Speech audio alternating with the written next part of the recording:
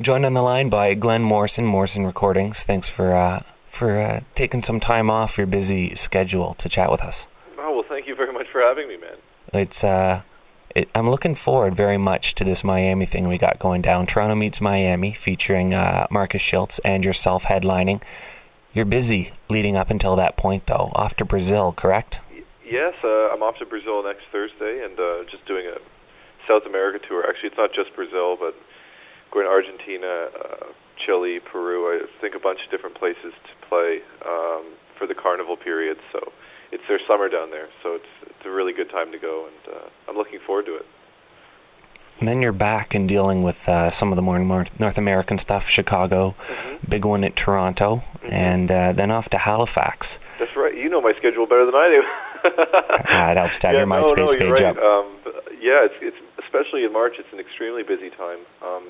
I think there's also the Roseland Ballroom in New York and San Antonio, Houston, Atlanta. There's a whole bunch of U.S. and Canadian gigs, which is fantastic. And then there's our party in Miami, and I'm really looking forward to it. This last month or so has been more of a period of being in the studio and getting some originals out. That's something that's of a real importance to me. I've been doing so many remixes lately for different labels, and I mean it's great to do the remixes, and it's fun, but it gets really tiring after a while. So I've just been really head down in the studio making some originals, and soon I'll be on tour again. So it's kind of a matter of juggling things, right? Like time management to try to probably maximize the exposure level at the same time, not affect the DJing and all that. So. Have you ever been as busy as you are now in your life? Well, I mean, university was busy, but it's a different kind of busy, I guess, right? For me, in terms of the DJing, I've never been as busy as I have been now. Yeah, I'm playing in March. I'm playing almost every day. It's definitely a new experience in that sense. But it's something that I'm embracing 120% because I love DJing. I was a DJ before producer, so for me it's like being able to play all the time is fantastic. I've been actually even honing for our Miami party, for example. I have tracks I'm specially building for this party, so just to create the vibe itself. What I'm trying to do now, I don't know if I'm going too far, venturing too out on a limb, but I mean I'm trying to think of the place in which I'm playing to custom suit the type of music for that night or for the environment, let's say. So if I'm playing in South America for a summer festival, then I would gear my sound towards what I think would be like psychologically a summer sound for a festival. Do you know what I mean? So I'm really trying to focus in on creating an experience for the party instead of just playing a bunch of tracks, and it's one thing to create a journey for the tracks, but it's another thing to create a journey with a certain type of sound. Do you know what I mean? Oh, definitely. So that's something I've been really focusing on lately, and making a lot of edits and getting a lot of great music sent in. There's fantastic music going out right now, so it's really focusing on that at the moment. Do you find that it involves a lot of prep work in order to go to these places and really make an event that's worth going? Absolutely, man. Yeah, that's exactly my point, is that, some guys, they just go there with a bunch of new records that they get sent to, whatever. That's fine, but for me, I want to make it more of like, really digging deep and hunting through, even old records, even records that could be 4 years old, 5 years old, that maybe can just be retouched by, remixing down and remastering or whatever.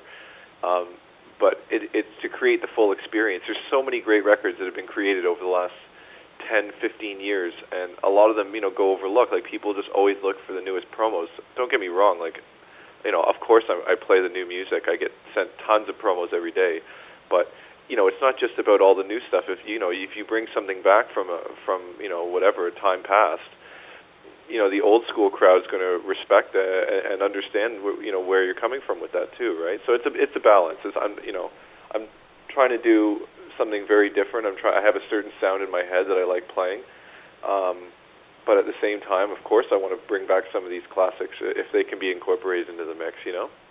Now, how would you prepare for a gig in, say, Iceland? Well, that's a good question. First of all, I mean, I've never been to Iceland before. I think I have to go there later on this year, I think in September or something. And, I mean, I guess with a country I've never been to before, I'm going to just play my normal sound. I'm going to be a little more careful because if you don't know the temperament of the people or what they're into, then, I mean, you have to read the crowd more than anything, especially a first time in a country. For South America, I think I was speaking mostly with the last, with my last point about trying to harness for the exact energy. I've been to Brazil like 40 or 50 times by now. I played 40 or 50 shows. So for me, it's like I know that place like the back of my hand. For Iceland, I'd be more careful. I'd play, something that would be more fitting to my own sound that I'm comfortable with, Now explain to me this radio gig you got going on out of Greece now. Oh, the dance radio. Well, that was a really good opportunity that George offered to me, the owner of the company. And basically, it's a syndicated show with a listener base of something ridiculous, like 28 million listeners worldwide. And of course, I was open arms to take it. And it's a weekly show for 1 hour. And it's nice. It takes up a little bit of my time, but I mean, it's a good experience and it's a good way to build fan base. So, I accepted it with open arms. Any excuse to be able to have a solid radio show with FM listenership and everything and like live to air is perfect in my book. So, I also have the Proton Radio show, which is once a month for 3 hours. But for that one, I have some guest DJs because making 7 or 8 hours of a month or 10 hours a month of radio shows can be a little much. So, I have the Proton for the guest artists, and then the dance radio for myself. Tell me about it. Tell me about it. 4 hours a week, right? Yeah, that's far too much to be dedicating. Not to mention the fact that you're going to play every single one of your records out, and you're going to get sick of your records before you actually have a chance to play them out at the club. So. Do you find that it's about balance? Do you find that the radio shows allow you to, experiment and play some stuff that you normally wouldn't play out at a club? Oh, definitely. I actually play a lot of great records on the radio that I would never play in a club. It has nothing to do with the quality of the track. I mean, there's so many brilliant tracks out there, but there are so many brilliant tracks out there that are not, in my opinion, geared for a club. So, yeah, for sure. There's so many records that I get sent every week that I love to play on the radio that I'll never play in a club. I was sent something actually this week. One of my favorite Italian labels, Rebirth. They had this terrific package with a James Zabila mix, the Youngsters Kiki mix, a whole bunch of really good mixes in this package of a Canadian guy actually, Rennie Foster's Devil's Water track, and 3 of those 5 mixes I absolutely love, but never would play in a club. So, I used some mix and I put two of the tracks on, 2 of the different mixes on that particular mix, and yeah, it's a good way to explore other avenues. Now, outside of what you actually play, is there something right now that you're listening to that's different genre that you're really liking that sound? Oh, definitely. There's the I don't know if you're familiar with Amon Tobin. He's a Montreal guy, but he makes a lot of movie-esque, down-tempo kind of trip-hop stuff. And he did this new album with Double Click. It's like almost like hip-hop with, with like trip-hop with hip-hop stuff. And it's incredible. If you can Google the MySpace, I think they have one. It's Amon Tobin and Double Click. It's just unbelievable. And I love that kind of stuff. Personally, it's great inspirational music. I do a lot of video game stuff and movie score stuff too, so that is a departure from the house, and I try to get inspiration from guys like Amon Tobin. And the Prodigy, I think, are coming to Toronto pretty soon. I saw something about this. Unfortunately, it's when we are both in Miami. We're both in Miami for this? Yeah, it's the 25th. God. I was hoping to go. I really wanted to go to this. I heard they're in Toronto, and I love that kind of stuff. Who knows? I made an edit of Prodigy's Narayan, I don't even know how you pronounce it, but I made an edit of that to play in the clubs, and it goes over fantastically. I love the Prodigy, but constantly taking inspiration from different places, just as yourself, right? You've been doing this for God knows how long, too. You said your radio show has gone for 9 years, plus, so you know what I'm talking about, like just picking and choosing different elements from different genres, right? Now, how long have you been doing music full-time, and would you say that you have a decent revenue stream that keeps you supported, and where does it mostly come from?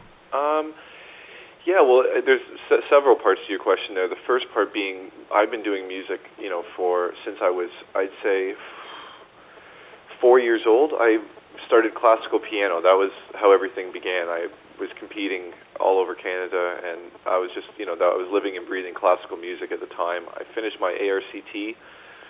By the time I was, I'd say, 12 or 13. So that was, there was really no revenue stream coming from me at that time, but there wasn't really a need for making money at that. So I was just competing and doing all the nerd stuff when it came to playing piano. And then I finished that around 15. I started working at Release Records, which was in Toronto, and started off doing volunteer work there. And then I got paid in records, and then I got paid in, an hourly wage or whatever. So I worked my way literally up the ladder as far as it goes, and now I guess my primary revenue source would be live performances. I mean, there is good. I'm still making good money doing production stuff, but live is where it's at. I think for any artist, right? For any genre too, live is where the monies can get a little absurd. So that's probably where my principal revenue earnings are coming in from. Now, a lot of DJs I've talked to have still said that this whole digital revolution that we've turned into online sales for tracks is still not a viable income. Do you find that you? Yes and no. It depends. I mean, I know people rake me over the coals for saying this, but I disagree. I mean, to a certain extent, I disagree with that. I mean, there's a lot of money to be made from digital sales. I mean, it depends on the kind of volume you're talking about, though. You put it into perspective. Like if you make a record that takes you anywhere between 4 to 8 hours, okay, and you sell that record, let's say on Beatport and Juno and whatever, all the normal distribution sites, and you sell, I don't know, 1,000 copies, 1,500 copies. That's if it just does well. That's not if it's a hit. If it's a hit, it goes. We're not even going to. We won't talk about that because that's less of a normality, right? Mm-hmm. Let's just say you make a good record that sells around 1,000 units, 1,500 units at the end of the day. So that's at $250 per. That's 3,000 gross. Cutting that off in half, let's say, by the digital sites cut of it. So you make around, after everything's said and done, after the mastering's done, whatever it is, you make $1,000 for 4 to 8 hours of work. Like that's still not that bad, And that's only if that's at the very lowest. That's if you're releasing it yourself with no advance given to another label. If you're signing it to, that's not accounting for publishing. That's not accounting for third-party sub-licenses. Yes, of course, it's nothing like it was in the 90s. Like I have tons of good friends of mine that told me absurd stories of like making monies like $200,000 for or getting a remix request for $70,000. Mm-hmm. Like crazy shit that part of my French it doesn't even happen to it doesn't happen anymore today. But at the same time, there's for the kind of work and time that you're putting into a record and making X amount of dollars, I don't think that's anything you should be complaining about. Do you know what I mean? Yes, I do. And I appreciate you talking about it because a lot of other people will be like, well, I'd rather not mention the financial backings of it. And I mean, I run 3 record labels myself on the side, so I get the whole background to it there. Yeah, you know the deal. It's like, it's at the end of the day, it's like you're sitting in a studio, maybe your own studio at home, whatever, making a nice track, and you get to be compensated for it very fairly. And it's like, look, everybody else outside that doesn't do music for a living works very hard for their earnings, and they make, on average, like $10 to $15, $20 an hour. So you put it all into perspective, and it works out to be, you're doing what you love at the end of the day, and that's all that matters, right? You do what you love, and I mean that's the whole reason why. That was the main impetus for me wanting to do this stuff is because I love music. And I'm very grateful to be in this position, and it's like I wouldn't trade it in the world for anything. And yeah, of course, it's not the same as the '90s, but I think some people kind of lose focus as to I'm not going to say, of course, not everybody, but some people really they get a little heart bent on the dollars and cents. But it's there's a lot more to it than just that. There's a lot more to life than just dollars and cents. Is my point. Now, you grew up in the Toronto area. Mm-hmm. Do you see anyone out of Toronto that's really looking forward to make that next big step? I mean, we've seen people like Deadmau5, Adam K's doing fantastic. Mm-hmm. Is there someone right now that you know personally, or you think's going to really bubble up soon? In Toronto, you mean? Or? Yeah. You know what? No. This is just I don't know anybody really that's here in Toronto that's making. I mean, the ones you mentioned are definitely the most successful, I'd say, coming out of Toronto at the moment. But I don't really have that many friends here in terms of like production friends or anything like that from Toronto. You know, there's the whole normal DJ crew from Toronto here, but I don't really go out to parties very much. I'm not really a clubber per se. It's like I do this every week, and it's my job. So when I have downtime, when I don't have to work, I call it, I stay home, play video games with friends, or Scrabble, or Monopoly, whatever. You know, the complete opposite of going out and partying. So I know that's, you know, I'm sorry to say, I don't really know of any producers here in Toronto that are doing it for me at the moment. I don't get sent anything from people here that really amazes me. There's a lot of brilliant talent that's coming out of Europe right now, though. A lot of really young talent that's coming out of Europe. That's pretty surprising to me. But as for Toronto, no. I think, I mean, there's a healthy scene going here. There seems to be like definitely a cultivation and love for producing now. But I mean, you can see it on the Transattic forums and stuff. I look at that stuff here and there, and there definitely seems to be an appreciation for it. But insofar as new names that I'm aware of, no, I'm not really aware of any. I'm sorry. That's a bad answer, but no, not a bad answer at all. We first met when we were when I came to visit you at the government, and that was your first major gig there, correct? Yes, it was. I played, I think, on New Year's with Sander, but I played in the Orange Room before, and I mean, it wasn't as nice as playing the last one with Sander Van Doren. That was the main room. You're right. That was a terrific gig. I really enjoyed it. It was a lot of fun. I love the government. I've been going there since I was a kid. You know, even just as a fan of the music, and I love that club. So it was a lot of fun to play. What are your thoughts on Mark Oliver? Mark is great. He's great. I've known Mark for maybe 8 years by now. Since I was like 15 or 16 when I was working at the record shop, and he used to come in every week and basically clear out all the records, every single genre. And he's a terrific DJ.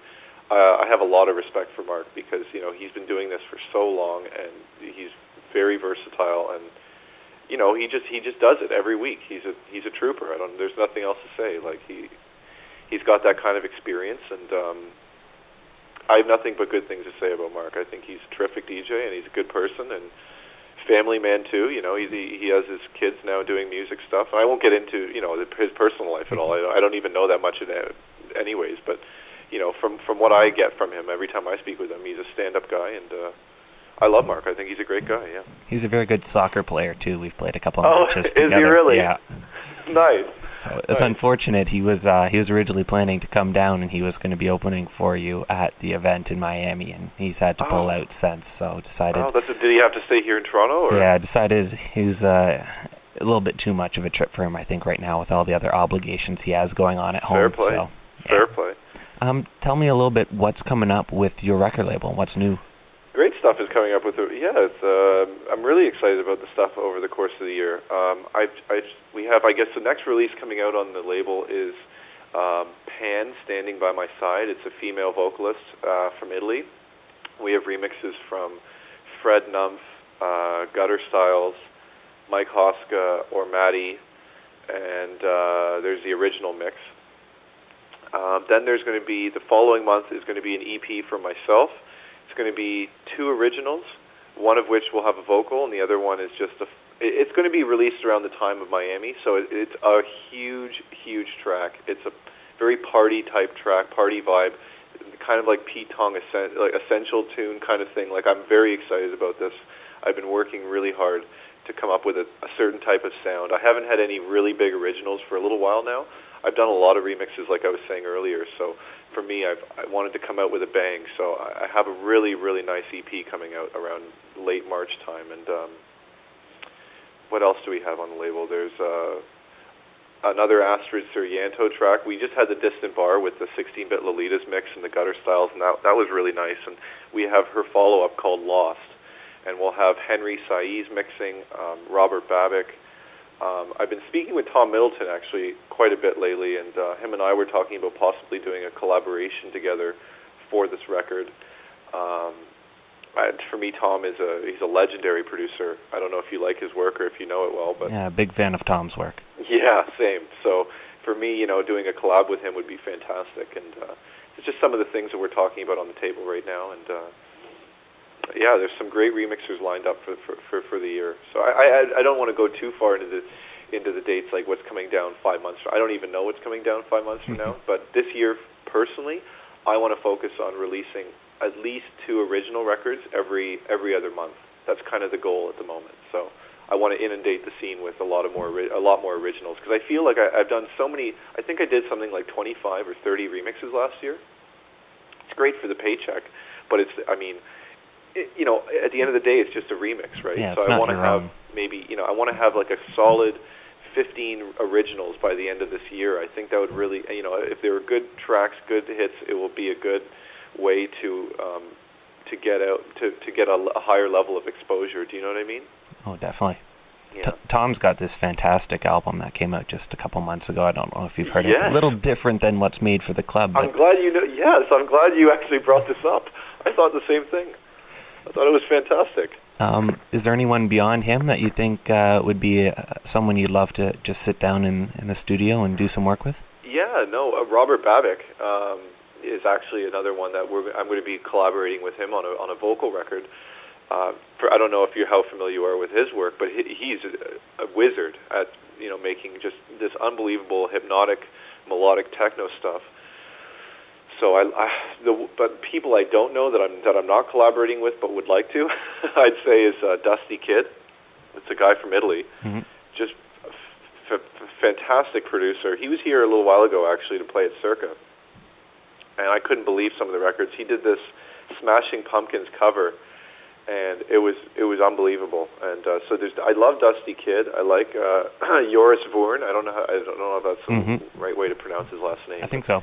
He just came out with a Balance record. That's right. Didn't he? Yeah, I just got that something in the promo like 34 tracks or something on the first disc. It was crazy. I'm looking at the track list and it says track 1, and it's got 7 tracks listed as track 1. I don't know. I haven't had a chance to listen to it. It's on my list to promo next, but Yep, that's right. And something like 100 tracks on the whole on the 2 discs. Just nuts. Unbelievable. He's an unbelievable talent, and he's actually managed now by the same age with the whole David Lewis camp, which is great. So, he's hopefully I'll get to meet him in Miami or something at some point. But I think he's an unbelievable musician, and him, Dusty Kid. Shield over at Rebirth is doing fantastic things as far as a label goes.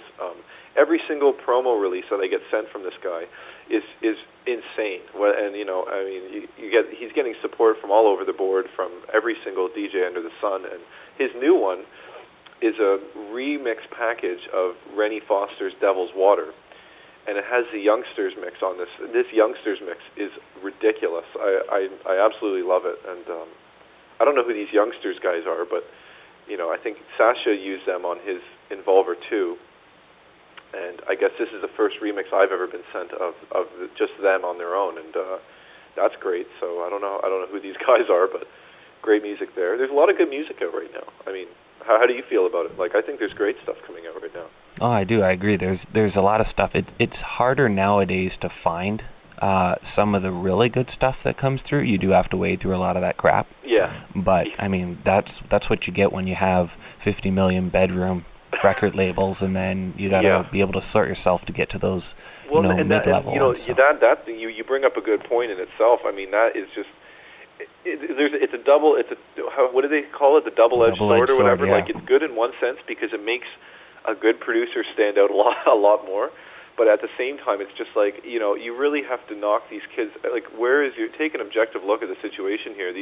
I have no tolerance for stuff like this. Like, guys that, it really annoys me. Like, guys that will claim, they call themselves studio musicians when all they do is they have a computer with stolen software, and they'll make what they call a cover of a classic track. Like, how many Born Slippy tracks have we seen on the Beatport in the last 5 months? You know, or Depeche Mode covers. It's like, to me, it's unbelievable. It's ridiculous. And I mean, I guess there's legal loopholes that allow you to get away with that, whatever.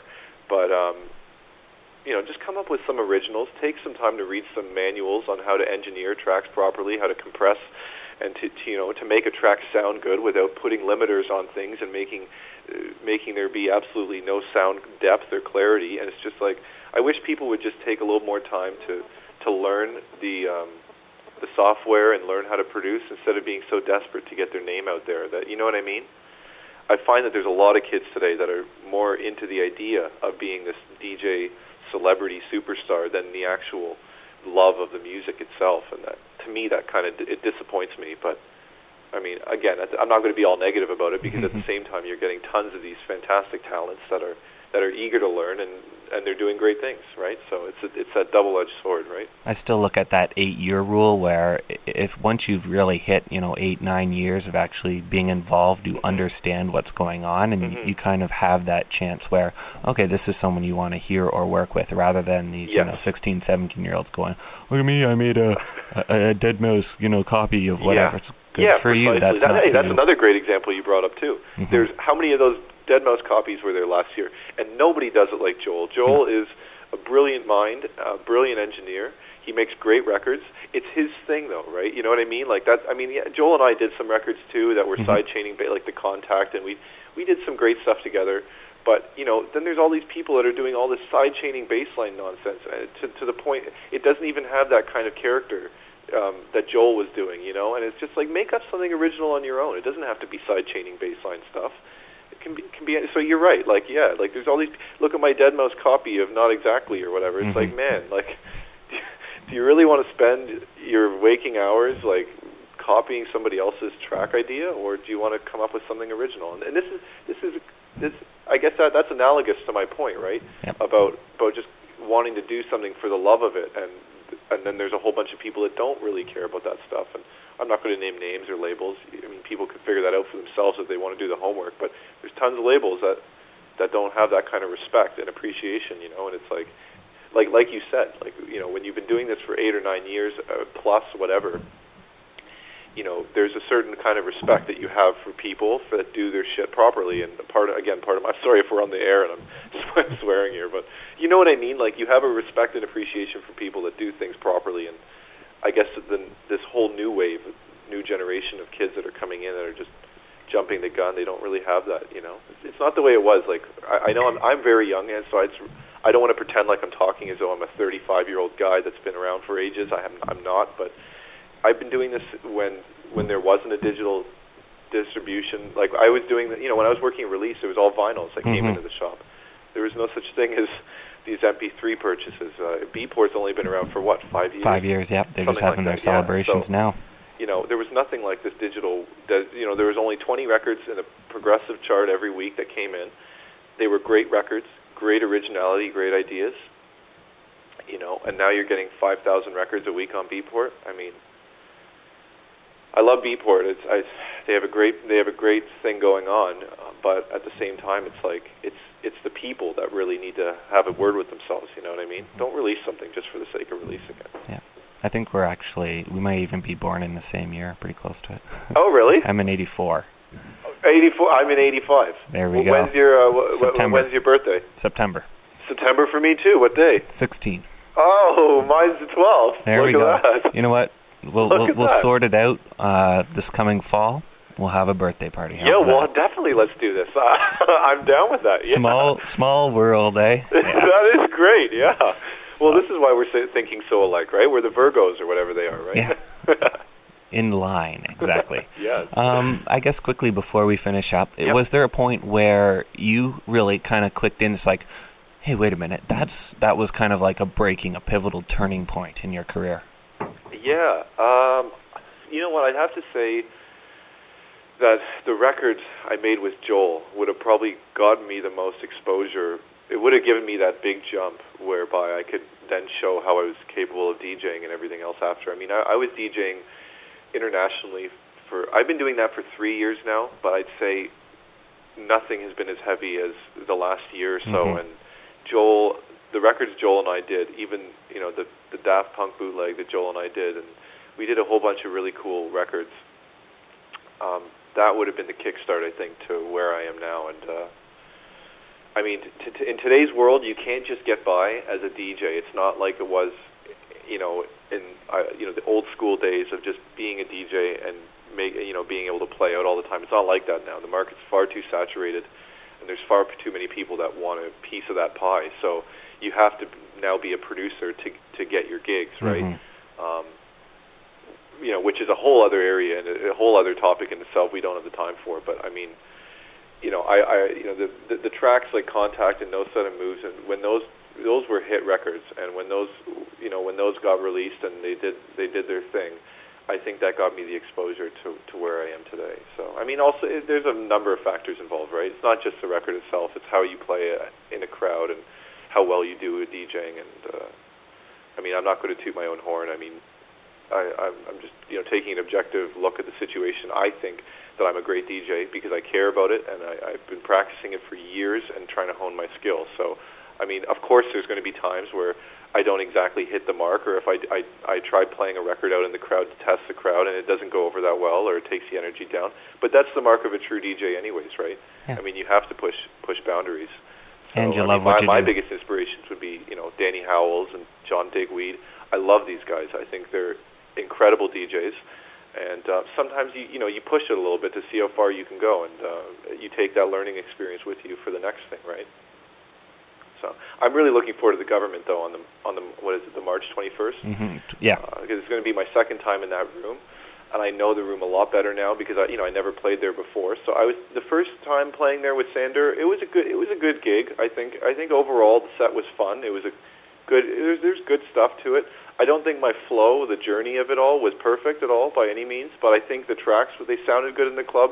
I think I'm really looking forward to the next time playing there because I'm going to have a better sense of how to take things, you know what I mean? I wasn't complaining, but hey, I'm not going to be there this one, so... Well, it's always good to be so critical of yourself, and you know this too, right? Like, the more critical you are of yourself, if you're your worst critic, then that's fantastic because, I mean, I appreciate you saying that, thank you. Like, I had a great time too, but I feel like, personally, I could do even better, so... Well, that was one of the things that I don't know if I've been criticized for, but I've always stated that I'm my own favorite DJ, and I don't think that's being, self-centered. You just got to love what you do and what you play. Yes, 100% I agree with that. 120% actually. Yeah, that's exactly how everybody should think. Because then you never get a copy. You never look at other people. What's that other person playing? Who cares what that other person's playing? What are you playing? You know, and I agree with you, 120% there. Now, before we wrap up, really quickly, that the Daft Punk remix that you and Joel did. Oh yeah. I charted that as my number one song for the year. I think I hammered it, and I probably will end up playing it again tonight, just because. So. Thank you. We'll see how it goes. Cool, man. Cool. So we have this party in Miami coming up, and then after that, you are to Australia. No, actually. After that Miami party, I have to go with Armin to Costa Rica, and then I come back to Miami for a couple days. Yeah. Then we have to go off and do, I think, the Roseland Texas Ballroom and New York and Denver, Houston and San Antonio, a whole bunch of places there in the States. And then, then there's Trans Energy in April, I think. So yeah. Should be fun. That looks like a lot of fun. Very much looking forward to seeing you in Miami again. Yes, you as well.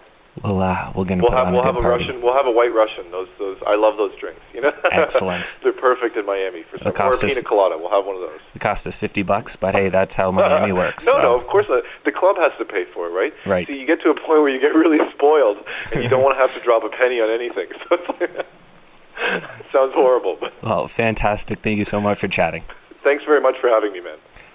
Hi, this is Glenn Morrison, and you're listening to Amplified Radio. Hi, this is Glenn Morrison, and you're listening to one of my new records, a remix of Ascension's Someone track that I did with Bruce Asher. Hi, this is Glenn Morrison, and this is my latest track on Amplified Radio.